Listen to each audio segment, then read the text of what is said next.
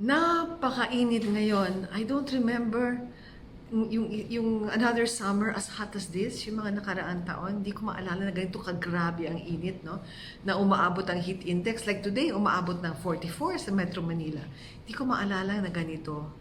So, we have to protect ourselves, no? First of all, how do we protect ourselves? Number one, kung hindi kayo kailangan lumabas ng bahay or ng gusali, try to avoid, especially sa sun, no? From 10 in the morning hanggang 4 o'clock ng hapon. Itong talagang grabe ang init, no? Makikita naman nyo sa weather chart, ang init, especially from 1 to 4, grabe, no? Yung mga damit, like ito, loose clothing, ha? Huwag na kayo magpapasexy masyado during the day. And then, as much as possible, yung maluwag at medyo manipis ng konti na magaan na clothing kung pwede, kung kaya ninyo. Hydrate, hydrate, hydrate, no?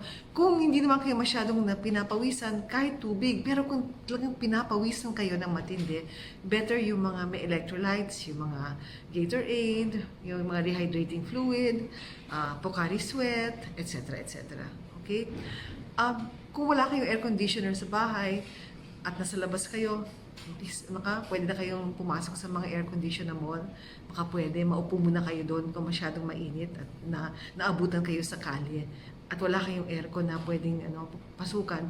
Kahit sa mga mall or building, hindi naman siguro kayo paalisin kung nakaupo lang kayo sa lobby. Okay? Yung mga alaga, mga pets, no? Mapansin rin nyo sila kasi apektado sila ng init. Yung aming aso, talagang kuminsan hindi siya makahinga. So, if we bring him to the coldest room, may kahit isang kwarto may aircon, isama na yun siya muna, no? Kasi hindi nila kaya eh. Aming pug, lalo na yung pug, hirap kuminga, di ba? So, tapos may yelo kami kuminsan, nilalagay namin sa kilikili niya, sa singit niya, sa tiyan niya. Tapos lagi siya may electric fan, no? Kunyari, nakahiga siya dun sa sala namin na medyo coolest place in the house, may electric fan pa siya. Okay? And limit activities. Huwag masyadong mag-sports during the day. Yung mga eskwela, pwedeng iurong nilang sa gabi yung sports at siguraduhin ho ninyo may ventilation kasi meron na tayong nakikita, meron na mga batang namatay dahil sa heat stroke, dahil sa sports. Okay? Hindi ho natural, hindi ho ordinaryo, hindi pangkaraniwan itong init na nararamdaman natin. So let's be careful about heat para hindi tayo magkaroon ng heat stroke, no?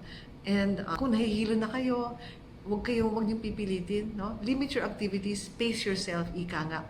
Huwag gagawin lahat na pwedeng gawin. Pag nararamdaman niyo na medyo pagod na kayo, nahihilo na kayo, o medyo parang hinahapo ng konti, magpahinga ho kayo sa isang lugar na medyo malamig, at least may shade or may silong, at hindi diretsyo na sa araw. And laging meron kayong inumin. Kung pwedeng may electrolytes, okay. Kung hindi, at least water. Hydrate yourself. Okay, so let's take care of each other. Pati mga alaga natin, mga matatanda, lalo na, nahihirapan sila. No? At mga pets natin. So, hopefully, hindi masyadong magtatagal na itong napakainit na panahon natin. Take care, everyone, and I'll see you soon.